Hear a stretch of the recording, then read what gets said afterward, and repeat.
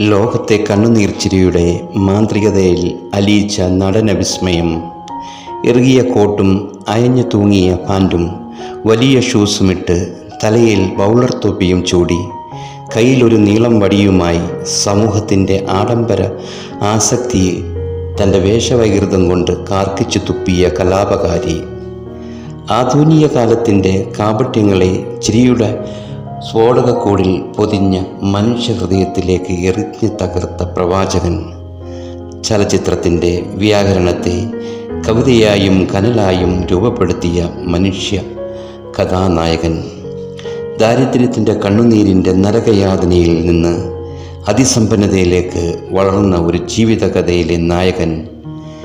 ജീവിതത്തിൻ്റെ വേഷപ്പകർച്ചയിൽ സ്വയം അറിയാതെ ഈ മഹാനടൻ്റെ ജീവിതം ഏത് ചലച്ചിത്രത്തെയും വെല്ലുന്ന വൈകാരിക മുഹൂർത്തങ്ങളുടെ നാടകീയ സംഘർഷങ്ങളുടെയും വേദിയായിരുന്നു.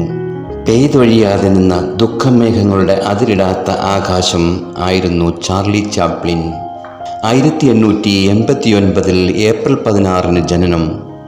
ബ്രിട്ടനിലെ സുപരിചിതയായ നടിയായിരുന്നു അമ്മ ഹെന്ന ഹെൽ. മികച്ച ഹാസ്യനടനും ഗായകനുമായിരുന്നു പിതാവ് ചാൾസ് ചാപ്ലിൻ. ചാപ്ലിന് 1 വയസ്സ് ആയപ്പോൾ മാതാപിതാക്കൾ തമ്മിൽ വേർപിരിഞ്ഞു. വേദിയിൽ ജ്വലിച്ചു നിന്ന ഹന്നയുടെ ജീവിതവും അതോടെ തകർന്നു. ഒരിക്കൽ തൻ്റെ അമ്മ സ്റ്റേജിൽ പാടിക്കൊണ്ടിരിക്കുമ്പോൾ അവരുടെ ശബ്ദം പെട്ടെന്ന് നിലച്ചു. കാണികൾ ബഹളം വയ്ക്കുവാൻ തുടങ്ങി. ഉടൻ തന്നെ ബാലനായ ചാർലി ചാപ്ലിൻ സ്റ്റേജിൽ കയറി അവനാൽ അറിയുന്ന കോമഡികൾ ചെയ്തു ജനത്തെ ചിരിപ്പിച്ചു. അതോടെ അവൻ്റെ ജീവിതത്തിൻ്റെ ടേണിംഗ് പോയിൻ്റ് ആരംഭമായിരുന്നു. സംവിധായകൻ, നടൻ, പ്രൊഡ്യൂസർ, മ്യൂസിക് ഡയറക്ടർ, എഡിറ്റിംഗ്, അങ്ങനെ എല്ലാ മേഖലയിലും അദ്ദേഹം ശോഭിച്ചു.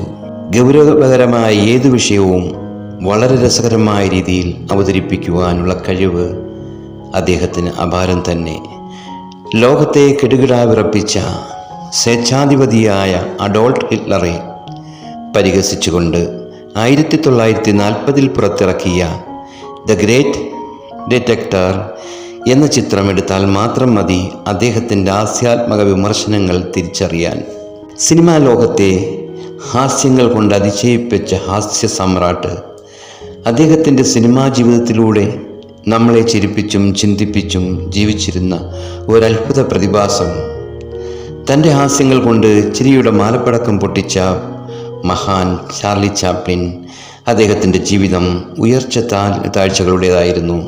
ഒരിക്കൽ അദ്ദേഹം പറഞ്ഞത്, ഞാൻ മഴയത്ത് ഒറ്റയ്ക്ക് നടക്കുവാൻ ആഗ്രഹിക്കുന്നു, കാരണം ഞാൻ കരയുമ്പോൾ എൻ്റെ കണ്ണുനീർ ആരും കാണുകയില്ലല്ലോ.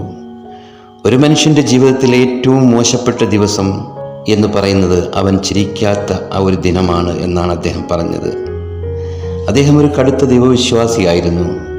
ദൈവത്തെക്കുറിച്ച് വിശ്വാസമില്ലാത്തവരോട് അദ്ദേഹം പറഞ്ഞത്, നിങ്ങൾ ചന്ദ്രനിലേക്ക് നോക്കുക, അപ്പോൾ നിങ്ങൾക്ക് ദൈവത്തിൻ്റെ മനോഹാരിത കാണാൻ കഴിയും. If you see the sun you will see the God best creation. നിങ്ങൾ സൂര്യനെ നോക്കിയാൽ അറിയാം ദൈവത്തിൻ്റെ സൃഷ്ടിയെപ്പറ്റി. ലോകത്ത് ശാന്തിയും സമാധാനവും ഉണ്ടാകുവാൻ കുടുംബത്തിലായാലും സമൂഹത്തിലായാലും അങ്ങനെ എവിടെയായാലും ദൈവിക ചിന്ത ആവശ്യമാണ്.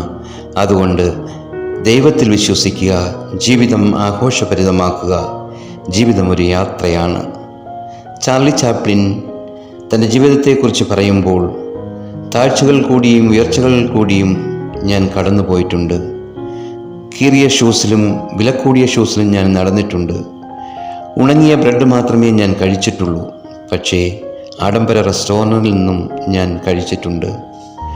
ഉപയോഗിച്ച വസ്ത്രങ്ങൾ മാത്രമല്ല, ബ്രാൻഡഡ് വസ്ത്രങ്ങളും ഞാൻ ധരിച്ചിട്ടുണ്ട്. പോക്കറ്റ് നിറയെ പണവുമായി ഞാൻ നടന്നിട്ടുണ്ട്. ചില സമയങ്ങളിൽ പണം ഇല്ലാതെയും നടന്നിട്ടുണ്ട്. ജീവിതം എപ്പോഴും ഉയർച്ച താഴ്ചകളുടേതാണ്. നമ്മളൊരിക്കലും മറ്റുള്ളവരെക്കാൾ മികച്ചതാണെന്ന് ധരിക്കരുത്. കാരണം ജീവിതത്തിൽ നിങ്ങളെ മറിച്ചു കളയുവാൻ വിചിത്രമായ ചില വഴികളുണ്ട്. നാളെ എന്ത് സംഭവിക്കുമെന്ന് നമ്മൾക്ക് അറിയില്ല. We are all tourist. God is our travel agent.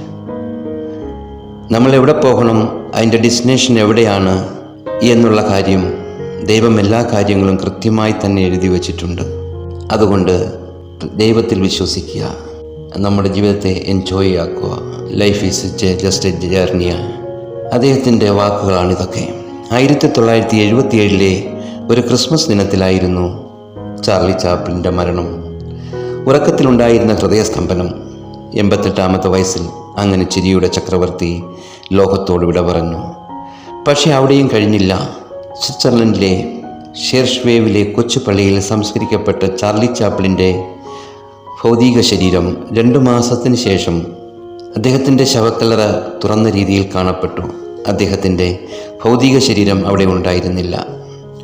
വൈകാതെ ചാപ്ലിൻ്റെ ഭാര്യയെ തേടി 27ഓളം ഫോൺ കോളുകൾ ചെന്നു. അതിൽ ആവശ്യപ്പെട്ടിരുന്നത് $6 ലക്ഷം തന്നാൽ മൃതശരീരം വിട്ടുതരികയുള്ളൂ എന്നും വിളിച്ച ആൾ പറഞ്ഞത്. എന്നാൽ പോലീസ് ഈ കോളുകൾ നിരീക്ഷിച്ചു അദ്ദേഹത്തെ പിടികൂടി. 25-കാരനായ പ്രതിയെ പിടികൂടുമ്പോൾ അദ്ദേഹം പറഞ്ഞത്, ഞാനിതൊക്കെ ചെയ്തത് പണത്തിനു വേണ്ടിയാണെന്നാണ്. ചാർലി ചാപ്ലിൻ്റെ ഭാര്യ അവന് മാപ്പ് കൊടുത്തു. ഭൗതിക ശരീരം വീണ്ടും കല്ലറയിൽ സംസ്കരിച്ചു. നിരന്തരം കലഹിക്കുന്ന ജീവിതത്തെ എങ്ങനെയൊക്കെ ചിരിച്ചു നേരിടാമെന്ന് അദ്ദേഹം ലോകത്തിന് കാണിച്ചു കൊടുത്തു.